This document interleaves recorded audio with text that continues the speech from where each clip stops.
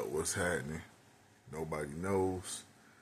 A lot of stuff going on in the world, so I just decided to be like, no, I'm just gonna do some music for a minute, for a few days. Now, I'm about to go ahead and look at this unconditional surrender. I guess that Trump has said about the Israel and Iran, and I will be giving my honest, unbiased opinion. All right, so we gotta see exactly what they're talking about. And this is from Fox News. Um,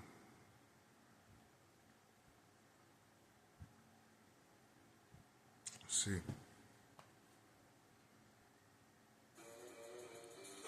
it's crazy how everything happening in the world. Like, it should not be like this, but we gotta let God's will be done.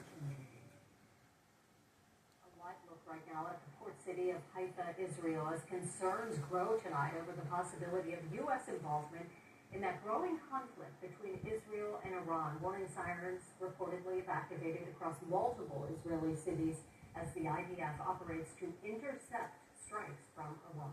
Back here at home, President Trump spoke today with Israeli Prime Minister Netanyahu as Israel is hoping the U.S. will drop a so-called bunker buster on Tehran's most fortified nuclear site. Trump also convened a meeting of his national security team in the Situation Room as he called for unconditional surrender from Iran in a series of posts online. Meanwhile, on Capitol Hill, mixed reaction to possible U.S. involvement. One way or the other, they got to end their nuclear program. I don't think we should get involved until he makes some kind of decision. And destroy their nuclear facilities. Some lawmakers, though, including Kentucky Republican Thomas Massie, say this is not America's war to fight. He has introduced legislation to prohibit any U.S. involvement. And with more now on this unfolding crisis, we are joined by Kayvon Harris, Associate Professor of Sociology at UCLA. And we know your area of expertise, Professor, is Middle East history, namely Iranian politics and society. We also know this is a conflict that did not really sprout up overnight. Israel and Iran sort of fighting this proxy conflict for decades. Can you give us a little more background on that? Yes, good evening. We're in unprecedented times right now, although conflict between Iran and Israel seemingly been in the shadows for decades. In the 1990s, the two countries were enemies and antagonists, but it was in the 2000s where Iran's nuclear enrichment program became highly scrutinized by the United States and Europe. But at the same time, Israel and Iran were already engaging in a type of shadow war, which involved covert operations by Israel inside of Iran's nuclear enrichment facilities, the target assassination of Iran's nuclear scientists. This temporarily went on pause in 2015, 2016, when the U.S. and partners signed the JCPOA nuclear agreement with Iran. That was torn up by the Trump administration in 2018, and harsh sanctions on Iran's economy were reimposed. In response, Iran restarted its nuclear enrichment process as leverage to re-enter negotiations in the hope of a future administration. Of course, I have to remind the audience that several years ago, a major new ground war in the Middle East started after Hamas's attack and invasion of Israel. Over the last few years, Israel has engaged in attacking its neighbors with tactics similar to what was used on Iran, Lebanon, Syria, and in the process taking on and out Iranian assets. And then finally, on Friday, Israel took advantage of a lull in talks to engage in targeted assassination of top Iranian military commanders and missile attacks and jet attacks on Iranian sites around the country. It's considered been in a tit-for-tat war, finally a direct war between Iran and Israel since then. So, Kayvon, the U.S. Embassy in Jerusalem will be closed through Friday. We're understanding study the security situation as President Trump weighs U.S. strikes on Iran. What does potential U.S. involvement mean? Well, the U.S. has been supporting Israel in defending itself from Iranian missiles and actually aiding Israel in part of this war. But just a few weeks ago, the U.S. was engaged in a weeks-long process of indirect negotiations with Iran. And it was in this moment when many of us were unsure in which direction the administration would go. And some reporting came out that the U.S. was actively asking Israel to hold off on any attack, even they knew that ones were in the works. It's still a question to what extent the U.S. Actively supported Israel's attack on Iran, but certainly they knew about it beforehand and were already pulling out military personnel from the region before the attack occurred. The danger is that, and as you noted in the intro to the segment, Israel doesn't possess the capacity to penetrate the underground nuclear enrichment sites in which Iran carries out some of its nuclear enrichment activities. Only the United States does. So Israel has been asking the United States to actively use its own B-2 bombers and its own bombs to take out these sites, and that's what seems to be possibly in the cards over the weekend or this week.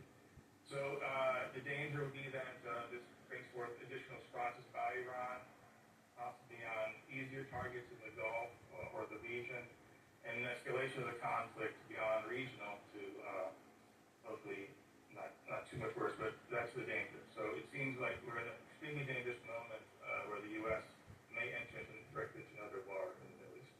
Now, in the past few hours, it seems like things have been amping up. Supreme Leader Ali Khamenei, who Trump essentially threatened in a post today on social media, then posted on X saying the terrorist Zionist entity must be dealt with forcefully, saying they'll never compromise with the Zionists. So what does that tell you about Iran's position and a possibility of retaliatory strikes on U.S. bases?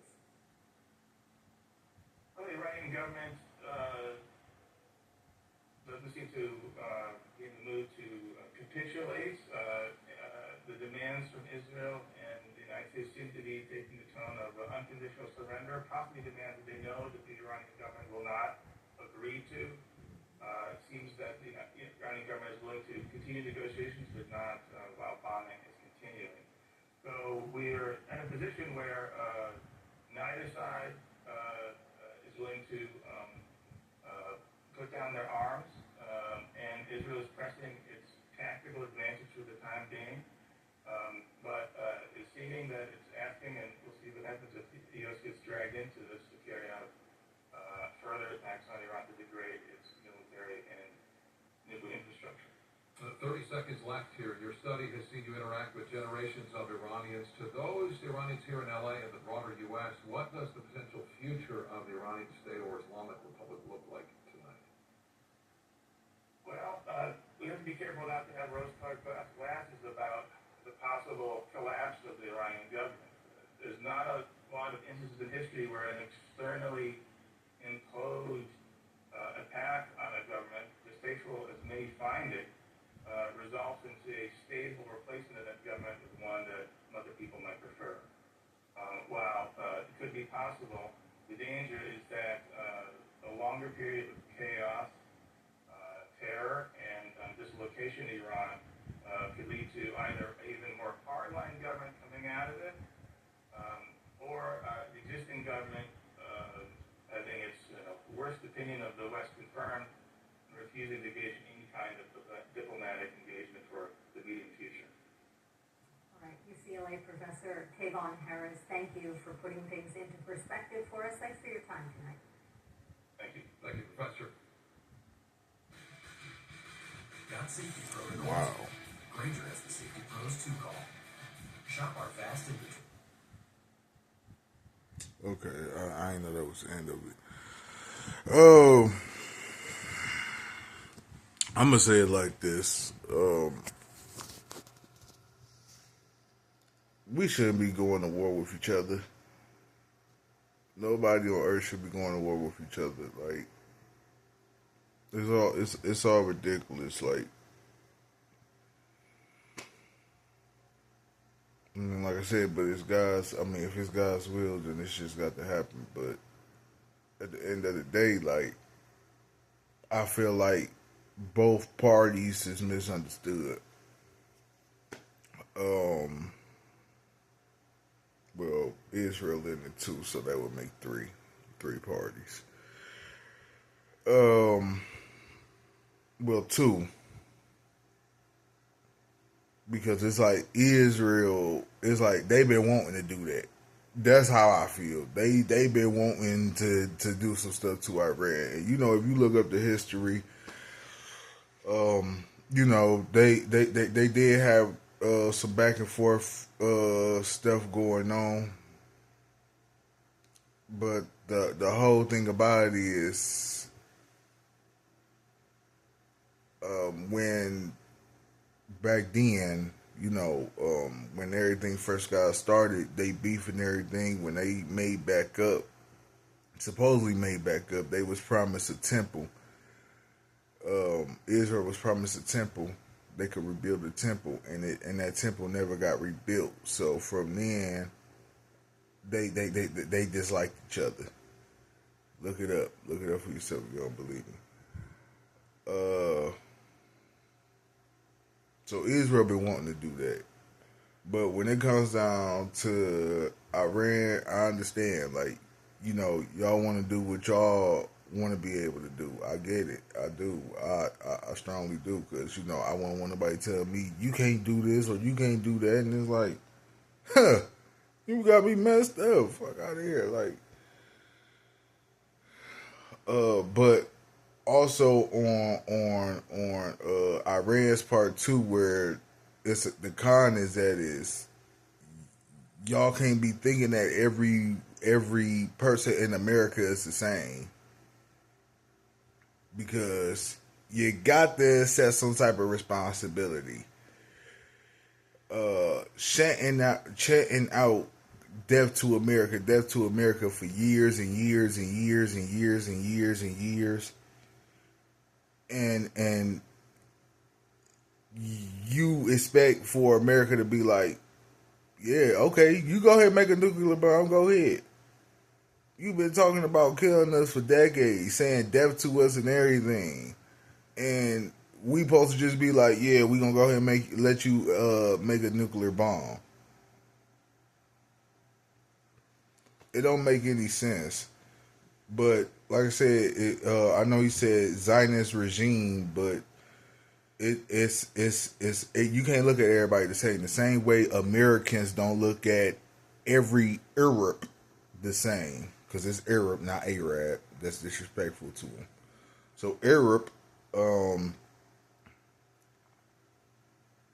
so with the Arabs, you supposed to like not judge them just based off what happened at 9/11, because we already know what 9/11 was. So it's like you can't be, you know, you can't be trying to put all Americans in the same boat. Like you could say I don't like their leaders. All their leaders is full of shit. Death to all their leaders. You know, you could have said something like that, but you said death to America.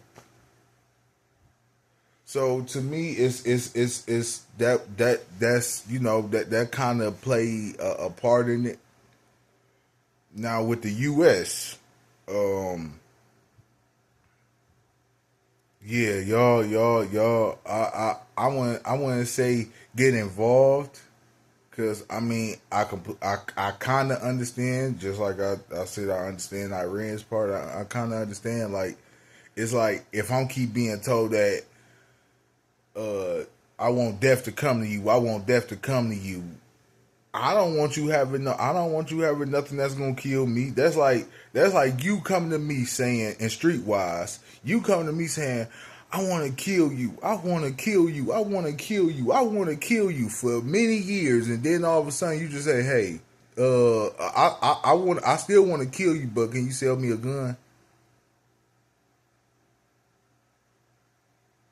You think I'm going to sell you a gun or give you a gun knowing you've been chatting all these years that you going to kill me, and you think I'm gonna go ahead and give you a gun so you can kill me. Just think about that real quick. It's the same thing. Death to America. We want to make a nuclear bomb. No. Hey, I want to kill you. I want to kill you. Give me a gun. Sell me a gun. Same thing. No. And America needs to stop looking at our Arabs as the aggressors and stuff too, because it's like, yeah, they may say stuff and everything, you know, of course the leaders may say stuff, whatever, but I mean, at that you can't get mad at how a person feel. At the same token, I'm just saying, with the same token, you shouldn't have to be chanting out these things and expect for you to be able to make something that could destroy part of that thing that you want destroyed or you want death to come to. Meanwhile, like I said, on America's side, you can't look at, oh yeah, you know, I feel like y'all still responsible for 9/11 and blah, blah, blah, blah, blah. Like, your people was responsible for it when we are, like I said, we already know what it was.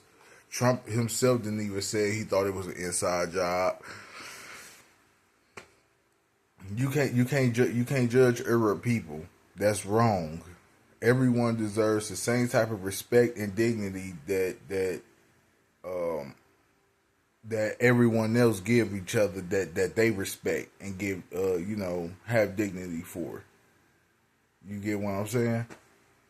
So at the end of the day, I think the U.S. needs to stay out of it, just because of the fact that Israel been wanting to do that. Israel been wanting to do that so bad. That's why they waited one day. One day. They made it one day. Like, oh, they missed a deadline? Okay, well shit, fuck it then. That's what it was. And I feel like Israel also is, is kind of instigating it. That like, we all had that one instigating friend and stuff. Like, oh yeah, I already know, America don't like them because of how openly Trump done said things. And on top of that, like, they keep shouting out death to America, and the U.S. don't want them having a nuke. So it's like, I could go ahead and get away with this a little bit, I've been wanting to do this. Wrong. That's wrong, man.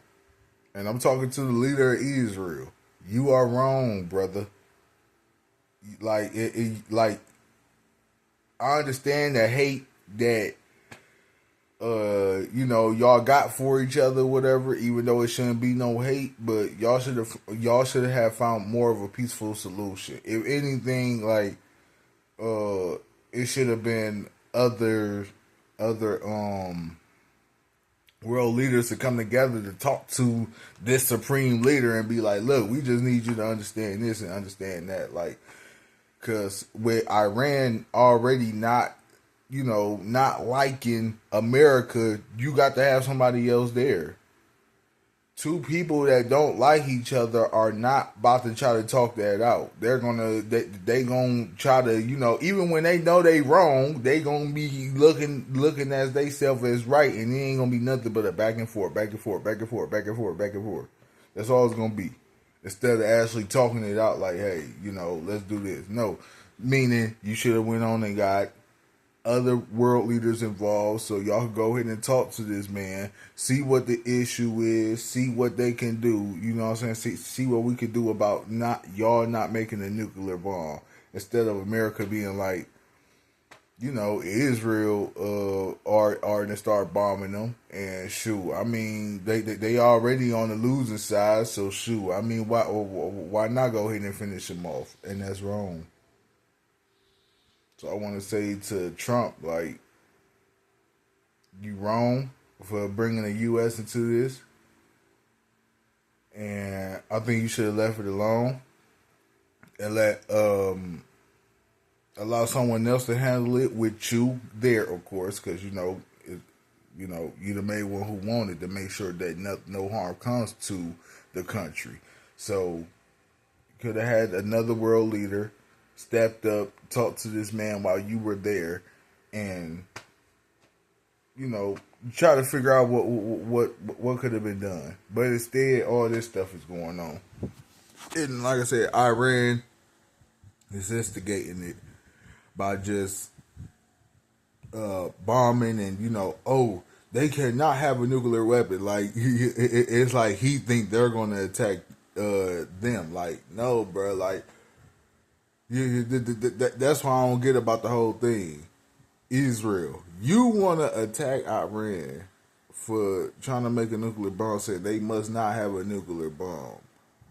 You attack them people. And you feel like it was right because they shouldn't have a nuclear bomb, but they're not trying to make the bomb for you. They're not trying to make the bomb for you.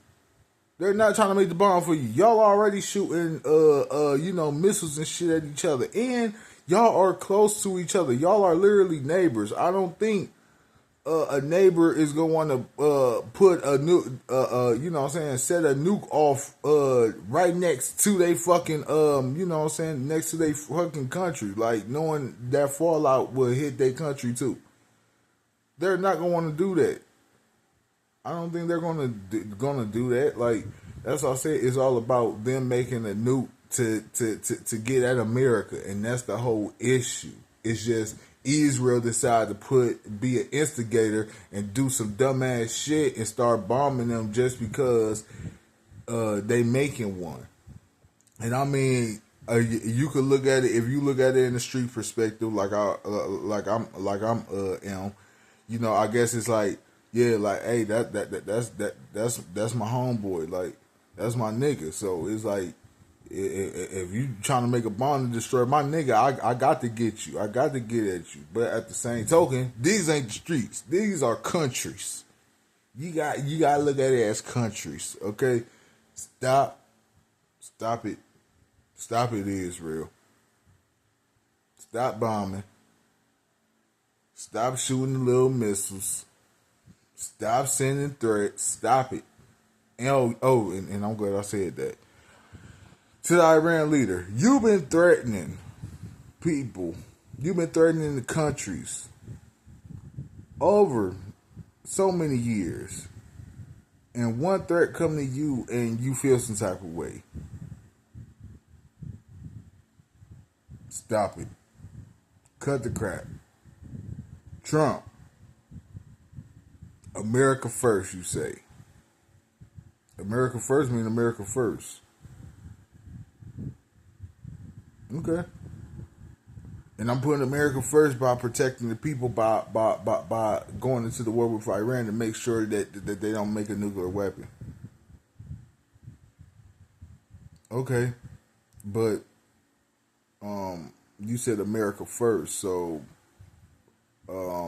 that's your opinion.